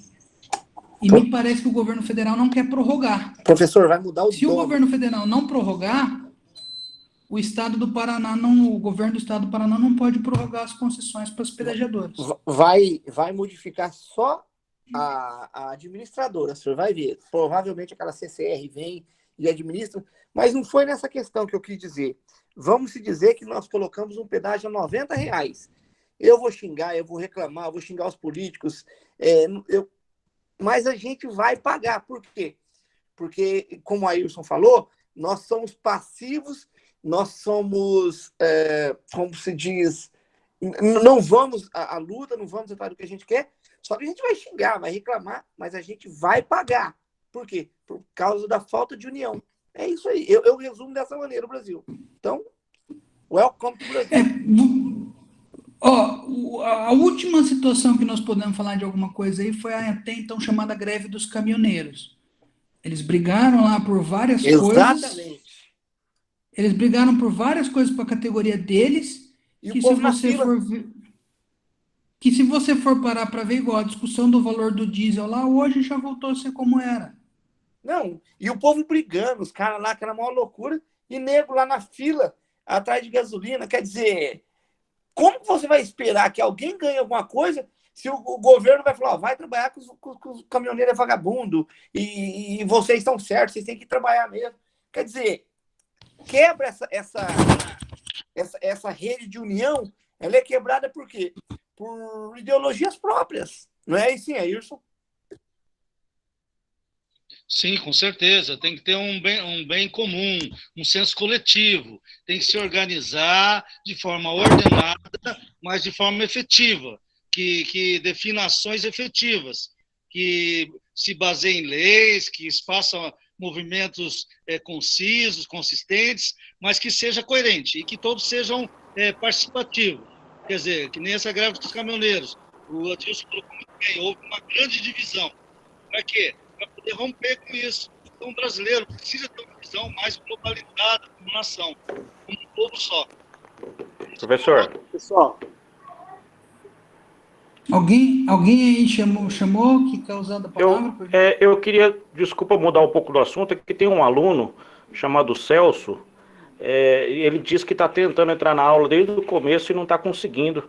Será que ele tem algum problema lá ou tem alguma configuração por aí, professor? Aí, provavelmente deve ter dado alguma coisa lá, porque quem tenta entrar, aparece uma mensagem aqui para eu autorizar participar e eu sempre autorizo. O dele não apareceu. Tem que ver se ele baixou o Meet, né? Vou Também perguntar tem para essa. ele. Vou perguntar para ele se ele baixou. Tá, desculpa a interrupção aí, vamos voltar ao assunto. Não, não, tranquilo. Não, tranquilo, viu? Fica frio. Professor, eu queria fazer um comentário em Pois relação não. a esse detalhe da greve dos caminhoneiros. A gente vê que a gente não tem muita força ou se esforça para chegar a um bem comum. E a gente percebeu que nessa mesma ocasião, o que gerou um pouco do enfraquecimento da luta foi o aproveitamento de outras pessoas, de se tornar aproveitador da situação, né? Que Tem elevou o muito preço lá dessas em pessoas, cima. inclusive. Então, tem muito dessas pessoas. Aí as pessoas que estavam mais sofrendo mais a sanção da greve dos caminhoneiros, eles tentavam sei lá, se movimentar de alguma maneira, de qualquer jeito, do jeito que dava, correndo atrás de gasolina, para poder se locomover de um jeito ou de outro, para não perder o emprego. É onde a gente vê que não tem união, não tem força para se unir legal, e tem os aproveitadores que faz você se sentir rebaixado e tentar se rastejar para poder conseguir alguma coisa. A gente tem Professor, visto agora também, eu acho que carne Agora também tá acontecendo isso, absurda. né? Tá, a gente tá O vendo carne arroz a aí, acho preço que de quase 30 60 reais um reais. pacote de arroz. Eu Então, pagava 20 num saco de cimento, tô pagando 30. Eu pagava 78 numa coluna de X metragem. Hoje me passaram um preço de 144, que vai subir semana que vem. você tá entendendo? Lajota 310 foi para 520. Eu cancelei e mandei gente embora. Falei, não vou construir mais. Não tem cenário para esse tipo de coisa, professor. Por quê? Porque todo mundo acha que o mundo vai acabar. E a falta de união leva a esse tipo de crise. Eu mandei, acho que vou mandar 30 e poucos funcionários embora. Eu não tenho condição de continuar. Eu não vou ter custo para colocar isso no mercado depois. E vai gerar isso em cadeia, porque eu penso dessa forma. O outro pensa, o outro vai pensar, uma hora alguém vai pagar isso. Por quê? Porque essa desunião vai levar a esse tipo de coisa. Infelizmente, tá? Infelizmente, podemos discutir muita coisa aí do poder do Estado, tá? Mas hoje, infelizmente, uma coisa que eu conversei há meses atrás com alguns amigos meus e o pessoal não deu bola, mas infelizmente a fome, tá? Vai matar mais do que o Covid matou. Falo da fome pelo seguinte: você está falando que você vai mandar pessoas embora. Quantas pessoas já não foram mandadas embora que não conseguiram mais emprego?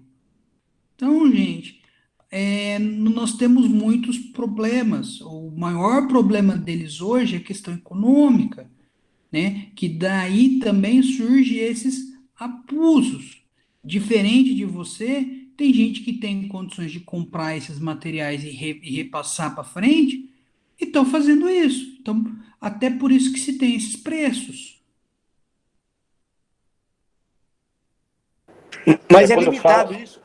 quando eu falo em preço de mercadoria, é um pouco complicado, né? Porque a gente reclama, assim, o pacote de arroz, 30 reais é um absurdo, né? É lógico. Eu acredito mais que o problema está na questão dos impostos em cima desse arroz, né? Porque mergulhar na lama lá e plantar arroz ninguém quer, entendeu? E plantar uma quantidade de arroz e vender por preço de banana também é complicado, entendeu? Então é Mas não, complicado falar de preço também, né? Porque não é é bem bom a assim. gente pagar barato, né? Mas e a pessoa que está trabalhando lá para plantar e colher, é justo ele trabalhar de graça? Ué, Eu acho Eu acho que eles que a recebem a mesma gente quantidade. colocou mal essa questão. Deixa eu tentar explicar. Ele não tem que ganhar mal, como ninguém tem que ganhar mal, nem o professor, nem ninguém. Eu acho que tem que ser uma coisa coerente para que nós Justa. possamos ter uma união e todo mundo usufruir desse bem comum. Porque é o seguinte, deixa eu tentar te explicar uma coisa. Eu acredito que daqui a alguns anos, metade da população vai ser do bem e metade vai ser do mal. Porque o que não tiver emprego vai ter um pai de família vai ter que roubar um mercado. Porque ele vai ver a família dele com necessidade. Outra coisa, se eu acredito que se nós não tivermos uma uma lei ou alguma coisa que impeça a exportação nesse momento, professor, nós vamos ter, por que eu vou fabricar soja e vender aqui a R$ 40 a saca, sendo que lá fora eu vendo a 120? Então, Adilson, o que eu coloco é por um outro lado. Eu diria assim, Estados Unidos, por exemplo, tem alguns estados lá que é isento de imposto em cima de alimento. Então eu diria um pouquinho mais para esse lado, sabe? Vamos isentar, vamos trabalhar com menos imposto em cima de alimento para diminuir o valor. E não diminuir o valor da pessoa que plantou, né? Diminuir o imposto. Hoje a gente paga mais de 30%, 40%. Desculpa, é o Érico, né, que está falando aí, né? Isso, professor. Ô, Érico, na verdade, tá, nós temos um problema aí, e daí é um problema um pouco mais complexo, tá? Que nós temos que distinguir aí. Nós temos alguns problemas quando nós falamos de impostos, tá? Nós temos que falar de tributos, tá? Por que eu falo isso? Porque você realmente tem uma carga de impostos até um pouco alta, só que nós também temos muitos outros tributos aí que, por exemplo, são cobrados pelo governo federal, que aqui daí tem o poder de fazer esses outros tributos de uma forma um pouco mais complexa. Por que eu falo isso? Você vai pegar uma empresa hoje, vamos pegar aí uma empresa, tá? Estou colocando uma empresa como uma pessoa jurídica, uma sociedade com fins lucrativos, que planta e colhe para vender soja ou arroz, tá? Essa empresa, além de pagar os impostos, ela tem que pagar PIS, COFINS, contribuição sobre lucro líquido, contribuição de... Sim, o senhor tem toda a razão. Quando eu me expressei em imposto, seria isso aí mesmo, professor. Todos esses tributos. Eu estou dizendo que imposto, tá? A palavra é colocada errado, o professor está certo. Os tributos geral é que acaba com a gente, né? E daí me dá arrepio, tá? Eu tenho muito medo, me dá arrepio aí, de mal mesmo, quando alguém vem e inventa de falar de reforma tributária. Porque no nosso país aqui, infelizmente, quando os caras falam de reforma, é de reforma para pior. Exatamente. Não tem nada para melhorar, né, professor? Já viu? Outra coisa, nesse exato momento que nós estamos enfrentando, se eu estiver falando bobeira, por favor, me corrija. Nós não deveríamos ter um governo que liberasse 10% para exportação, 20%, você entendeu?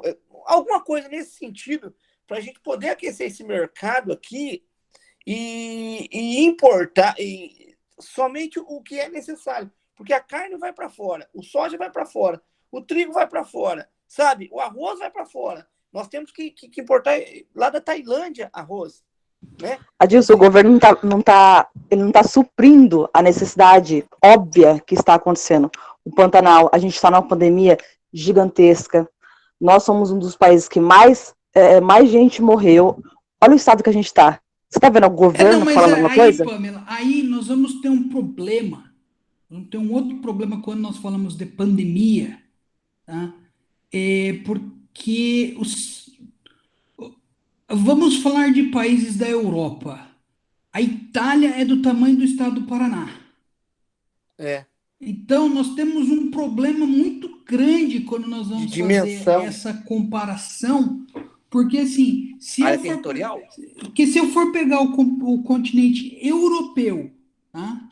Tirando a parte asiática da Rússia, o Brasil é maior que o continente europeu inteiro. Sim. Então, assim, é complexo eu querer comparar o Brasil com Itália. Sim, com certeza, professor. Só que, assim, eu penso que poderia ter tido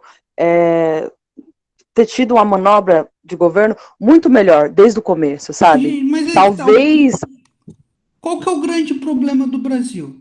Por que nós tivemos todo esse período em tese aí de quarentena e de fechar tudo? Temos que proteger o sistema público de saúde.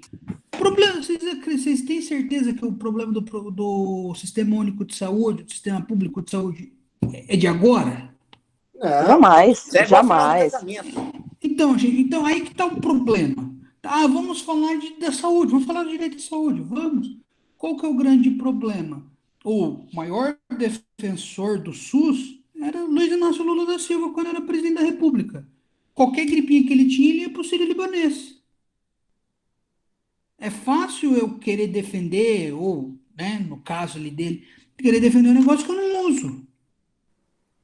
Né? Eu vou até pedir licença aqui, mas fazer com o chapéu dos outros é bonito, né? Eu entendi, professor, mas só pegando, você acha que o governo tem esse poder de barrar essa exportação, dado o momento que a gente está vivendo, para talvez minimizar esse problema interno? Ou seria uma coisa assim muito surreal de se pensar, ou talvez Não, inapropriada para o momento? Adilson, Eu não sei se a gente poderia falar aí, tá? Pegando os poderes do Estado, tá? Até para a gente fazer uma fusão com a nossa matéria de hoje, eu não sei se nós poderíamos, tipo, proibir a quantidade da exportação, porque aí talvez a gente poderia estar violando princípios de livre iniciativa, mas, né, de professor, todas aquelas situações que a gente vê de direito de liberdade, sim, né? professor, Que eu mas, posso vender para Mas quem dado o quiser, posso momento, mas não comprar seria, não seria só- necessariamente proibir, professor. não, só um minuto, só um minutinho isso. Porém, tá? Porém, aí o que talvez você poderia fazer para talvez desincentivar é aumentar o imposto de exportação. Sim, justamente. Existem formas que não sejam a proibição. O governo, com certeza, ele poderia inferir aí sim, com certeza. Só que existem interesses de grandes grupos de exportação. Então, nós Não, temos que, no próprio poder legislativo que nós estamos falando agora há justamente, pouco, nós temos lá a bancada evangélica, e mas nós também temos a bancada agropecuária. empresarial, né? Não, quando A gente não eu pode disse, esquecer, a gente não pode esquecer que o objetivo de qualquer empresa empresária é lucratividade, né? Então, se melhorar as condições de ter lucratividade dentro do Brasil, ele não vai querer exportar. É muito difícil exportar, gente. Você acha que é fácil? É muito complicado, né? O produto tem que ter uma qualidade enorme, mas é igual o professor falou, concordo com o professor. Tem que ter mais vantagem para vender no mercado interno. É por aí, não na questão de proibição, né? Vamos trabalhar com menos impostos. Por que a gente importa? Será que é por causa dos impostos? Então vamos trabalhar os impostos, os tributos aqui no Brasil, não é verdade? Porque, ó, pegando o gancho do Érico aí, por que nós vamos para o Paraguai comprar as coisas?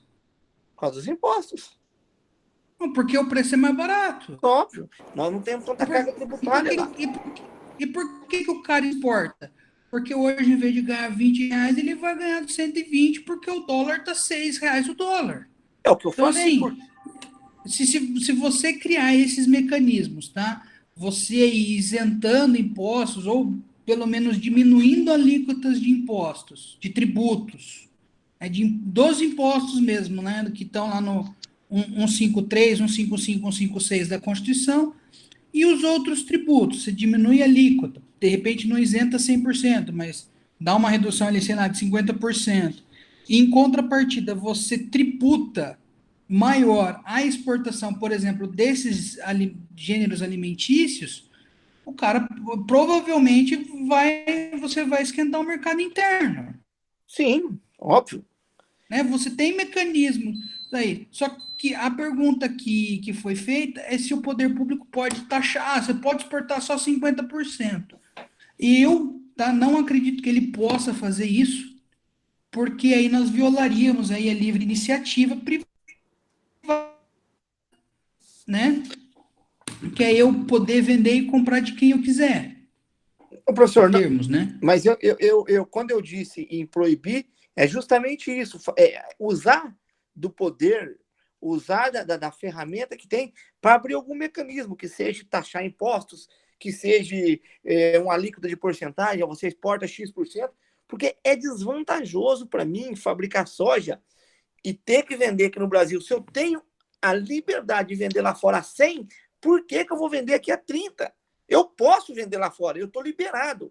Agora, uma vez que eu só posso vender X, ou que se eu vender lá fora fica mais caro, eu não vou vender lá fora, eu vou vender aqui dentro. Concorda com isso? Então, talvez tarifar um pouco mais para que hoje, pelo menos nesse momento, sanasse um pouco isso. Porque nós vamos ter uma inflação absurda. Você vai ver o que vai acontecer. Eu não sei, porque a inflação é um negócio que pode ser maquiado também, né? O que não pode ser, Até o que porque não é maquiado se tratando de governo? Me explica. Pegando o gancho da Pâmela já. Até porque nós temos uma taxa Selic batendo recordes aí, né? De 2% ao ano. É absurdo. Gostou dos sinais? É aquilo, né, professor? Tudo que parece pior é bem mais pior do que a gente imagina. Justamente. Apesar que assim, a taxa Selic é 2% ao ano, Pamela, é bem interessante. Porque os débitos... Para mim, não. Aí que tá. Eu tô colocando a visão do poder público. O poder público é interessantíssimo. Porque assim, em vez de eu... Porque assim, se você for pegar um precatório, o precatório é corrigido na Selic. É muito mais vantajoso para quem tem dinheiro a receber pegar uma Selic a 12 do que uma Selic a 2. Só que para o poder público que paga, para ele é muito mais vantajoso uma Selic a 2 do que a 12. Mas falta dinheiro para circulação se a Selic continuar assim, porque ela fica desmotivada. Qualquer um foge para a Bolsa, foge para qualquer outra coisa. E a economia que gira o país, que é de banco, que é juros, fica inviável e vai faltar dinheiro. E uma vez que tiver pouco dinheiro no mercado, vai pegar dinheiro quem pode, quem tem poder, Não é à toa, né, Adilson, que já que você falou isso aí, não é à toa que as ações dos bancos estão caindo, né? Fala isso não, hoje eu comprei um monte de Itaú e Banco do Brasil. Tá caindo. Não, eu acompanho do Bradesco. Do Bradesco, há 2 semanas era R$ 22. Hoje tá DBAS, 20. né? Não, Oi? eu comprei, mas eu compro na queda. Ele tá caindo, eu tô comprando. Tá caindo, eu tô comprando. Pode ir a zero, eu vou continuar comprando. Porque eu só vou quebrar o dia que as ações sumirem. Entendeu? Eu tenho as ações. Então, para mim, quanto mais ela cai, melhor é. Eu tô dizendo essa questão das ações porque eu também trabalho com... Faço os meus investimentos.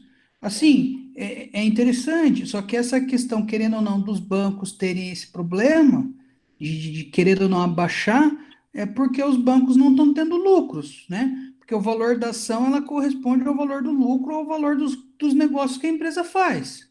É porque tá faltando dinheiro. Todo mundo tá tirando dinheiro, professor, comprando um carro, comprando um terreno, investindo em construção, e o dinheiro estava na poupança. É pouco atrativo você deixar lá hoje. Então também o governo acho que não vai conseguir manter isso por muito tempo, porque está faltando liquidez no mercado. Eu concordo com você. Eu acredito aí, eu posso falar besteira, mas talvez uma Selic interessante, uma Selic a 12 talvez seja muito alta. Acima de 7, 7,5, 8 já é sustentável. Então, eu ia falar, eu acredito que entre 6 e 7 seria interessante, tanto para o particular quanto para o Estado. Porque se você trabalhar em termos de aluguel, professor, trabalha-se com 0,5%. Uma Selic a 6%, ela também dá o 0,5% sem você correr aquele risco, entendeu? Sim. E aí começa a virar atrativo. Agora você quer ver ela ficar atrativo se ela for a 8, a 8,5%. Você vai ver como é que o dinheiro volta para o mercado aquecido, juros, as coisas começam a funcionar.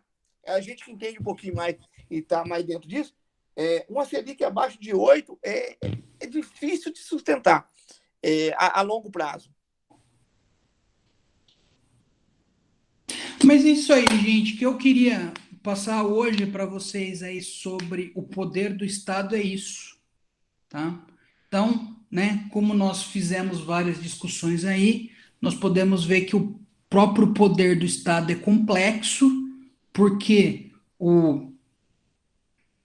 nós podemos até dizer que tem gente que diz que tem que destruir o Estado, a instituição Estado, tá? Eu, particularmente, acho que o Estado é necessário. O problema são aqueles que exercem o poder do Estado, tá? E daí é o que nós levantamos hoje aqui, da bancada X, Y, Z, tá?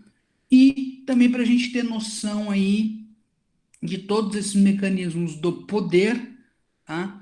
Aí nós estamos terminando o primeiro bimestre, acho que nós temos mais 2 aulas, que a prova é a partir do dia 1º, para a gente terminar, fechar aí esse ciclo de conceitos, né? Que daí a gente vai falar lá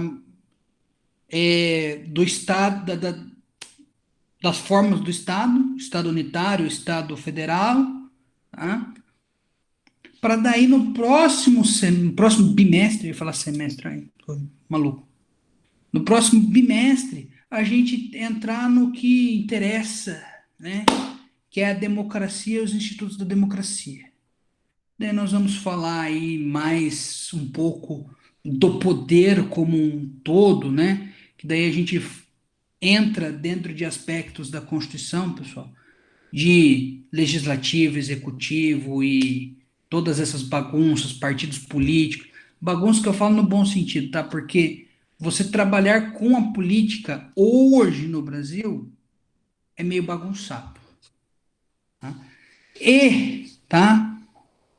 Felizmente ou infelizmente, para mim e para vocês, o direito é extremamente político, porque nós dependemos das leis feitas pelo executivo e nós dependemos das decisões do Poder Judiciário. Alguém quer fazer um comentário aí, mais um questionamento? Não, senhor, tá tranquilo. Quanto a minha parte, tá tranquilo. Tudo certo, professor. Bom, pessoal, então, nossa aula rendeu hoje, hein? É quase 9 horas já. Sim, foi boa aula, professor. Foi aula, Então, foi bom. Então, pessoal, por hoje era isso que eu queria passar para vocês, tá? Só reiterando, eu já postei lá o slide, o material e um questionamento sobre sobre a separação de poderes. E a gente se vê então na próxima quarta-feira. Boa noite aí, pessoal. Boa noite, Boa noite, professor. Boa noite, professor. Boa noite, galera. Boa noite, pessoal. Boa noite, professor. Boa noite, gente. Boa noite, professor. Boa noite.